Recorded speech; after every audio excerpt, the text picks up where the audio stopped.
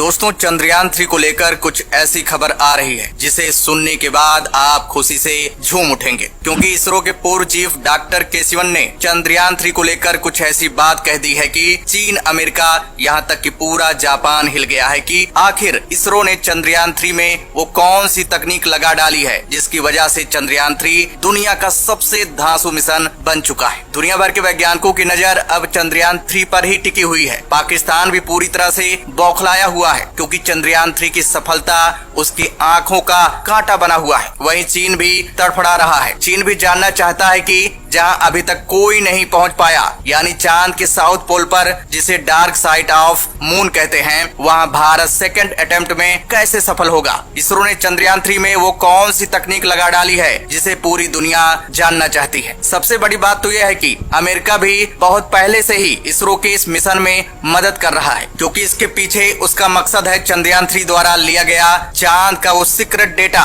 जो नासा के मानव मिशन में बहुत हेल्पफुल साबित होने वाला है। इसके अलावा अमेरिका चंद्रयान 3 के साथ अपना एक उपकरण भी भेज रहा है, और तो और जापान भी भारत के इस मिशन में मदद करने के लिए अपना हाथ आगे बढ़ाया है, क्योंकि जापान को रियलाइज हो गया है कि चंद्रयान 3 इतिहास रचेगा। अगर डेटा चाहिए तो इस मिशन में कूदना पड़ेगा। लेकिन दोस्तों, इसी बीच पूरी दुनिया जानना चाहती है कौन है असली जादूगर साइंटिस्ट जिसने चंद्रमा के डार्क साइड पर पहुंचने वाली सबसे एडवांस तकनीक को इजाद किया है। वो कौन शख्स है जिसकी वजह से चंद्रयान इस लेवल तक पहुंच चुका है। चंद्रयान 3 का आर्किटेक्ट कौन है जिसने चंद्रयान 2 के विफल होने के वक्त ही कसम खा ली थी कि अपने द्वारा बनाए गए रोवर को डार्क साइड पर उतार कर ही दम लेंगे, उसके लिए चाहे जो करना पड़े। और उसी वैज्ञानिक के दिमाग की उपज है चंद्रयान 3। दोस्तों, यहाँ डॉक्टर के सिवन और डॉक्टर एस सोमनाथ की बात नहीं कर रहे हैं। इस वैज्ञानिक के बारे में आप सुनेंगे तो आप गर्व करेंगे। दोस्तों, आगे जानेंगे वीडियो में, उससे पहले जान लेते हैं कि डॉक्टर के सिवन ने चंद्रयान 3 को लेकर ऐसा क्या कह दिया है कि जिसे पूरी दुनिया बड़े ध्यान से सुन रही है। दोस्तों, इसरो अचानक अपना फैसला बदलते हुए चंद्रयान 3 की लॉन्चिंग की डेट 13 जुलाई से बढ़ाकर 14 जुलाई को ठान लिया है। अब चंद्रयान 3 14 जुलाई को 2:35 पर श्रीहरिकोटा स्थित सतीश धवन स्पेस सेंटर से लॉन्च किया जाएगा। इसे भारत के सबसे भारी भरकम रॉकेट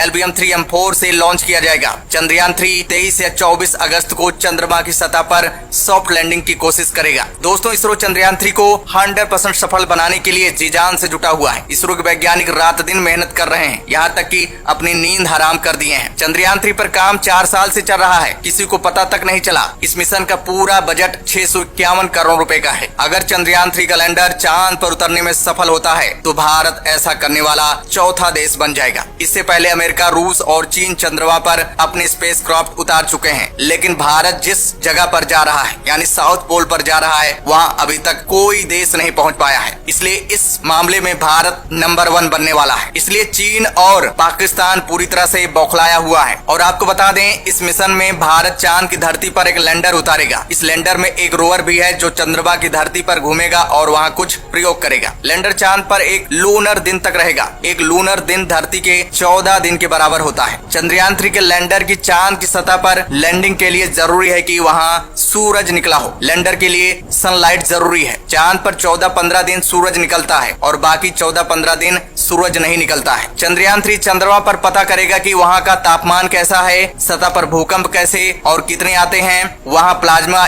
इन्वायरमेंट कैसा है और वहाँ की मिट्टी में कौन से तत्व हैं। चंद्रयान 3 का मेन मकसद सटीक लैंडिंग है। इसके लिए बहुत सारे काम किए गए हैं। इसमें नए उपकरण, बेहतर एल्गोरिदम, फेलर मोड का ध्यान दिया गया है। इसरो ने चंद्रयान 3 को 3 हिस्सों में तैयार किया है, जिसे टेक्निकल भाषा में मॉड्यूल कहते हैं। पहला है प्रोपल्सन मॉड्यूल, दूसरा है लैंडर मॉड्यूल और तीसरा है रोवर। प्रोपल्सन मॉड्यूल चंद्रयान 3 को पूरी शक्ति से उड़ाकर धरती से स्पेस में पहुंचाएगा और चांद तक का सफर कराएगा। चांद पर पहुंचने पर इस वाली यूनिट का काम बंद हो जाएगा, फिर काम करेगा लैंडर, उस पूरे सेटअप को चंद्रमा की जमीन पर उतारने का काम, और अपने साथ लेकर उतरेगा रोवर को। रोवर में 4 चक्के लगे होंगे, रोबोट है, घूमेगा, फोटो खींचेगा, वीडियो बनाएगा, छोटे में कहें तो बैटरी रहने तक जानकारी जुटाएगा। चंद्रयान 3 में जो तकनीक इस्तेमाल किया गया है, जिसकी चर्चा पूरी दुनिया में हो रही है, नासा भी दंग है, उसका नाम है spectropolarimetry of habitable planet earth, यानी इसको शॉर्ट में कहते हैं सेप, जो चंद्रयान 2 में नहीं था। सेप चंद्रमा की सतह का स्टडी करेगा,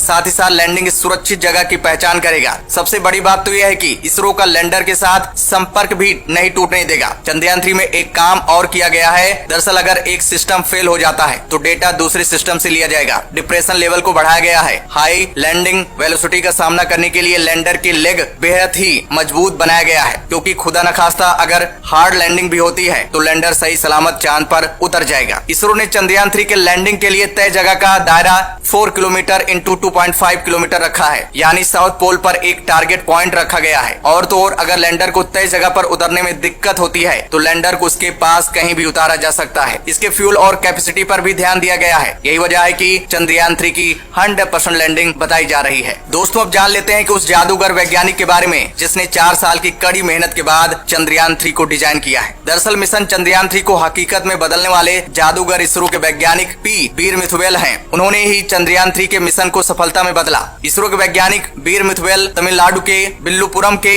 रहने वाले हैं। वीर मिथुवेल इसरो के वरिष्ठ वैज्ञानिक हैं। वो चंद्रयान 3 के प्रोजेक्ट के आर्किटेक्ट हैं। ये प्रोजेक्ट उनके ही दिमाग की उपज मानी जा रही है। इससे पहले चंद्रयान 2 का प्रोजेक्ट एम विनीता संभाल रही थी, लेकिन इसकी लैंडिंग में उन्हें सफलता नहीं मिली, जिसके बाद वीर मिथुवेल ने इसकी जिम्मेदारी ली है। आपको बता दें 7 सितंबर को चंद्रयान 2 लैंडर का चंद्रमा पर सॉफ्ट लैंडिंग फेल हो गया। ये विफलता इसरो के लिए एक बड़ा झटका था। वीर मिथुवेल ने IIT मद्रास से ग्रेजुएशन की डिग्री हासिल की है। दोस्तों चंद्रयान 3 का सारा क्रेडिट वीर मिथुवेल पर जाना चाहिए। हमें इस वैज्ञानिक का सलाम करना चाहिए। वीर मिथुवेल के टैलेंट की प्रशंसा पूरी दुनिया कर रही है। इस वैज्ञानिक की मेहनत का लोहा पूरी दुनिया मान रही है। तो दोस्तों हमें वीर मिथुवेल पर गर्व करना चाहिए। फिलहाल इसके बारे में आपका क्या कहना है दोस्तों, कमेंट्स करके जरूर बताइएगा। तो दोस्तों जय हिंद, जय भारत।